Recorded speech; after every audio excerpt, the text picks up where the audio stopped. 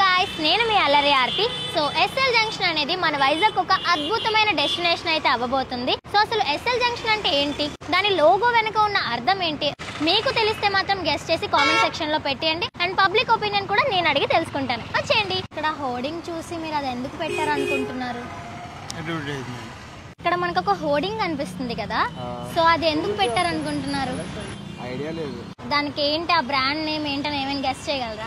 మన అంటే clothing brand type అది. సో ఈ ఎస్ఎల్ జంక్షన్ అనే వాళ్ళు ఓల్డ్ క్లాస్ రైట్ ప్రైస్ అనే థీమ్ తో మన ముందుకు వస్తున్నారు. సో అది ఏంటని ఏమైనా గెస్ట్ చేయగలరా?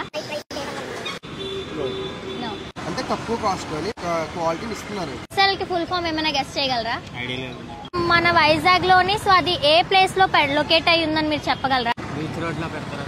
సో ఆ ఎస్ఎల్ జంక్షన్ అనే వాళ్ళు ఓల్డ్ క్లాస్ రైట్ ప్రైస్ అనే థీమ్ తో అయితే వస్తున్నారు. ఎందుకనేది ఏమైనా చెప్పగలరా?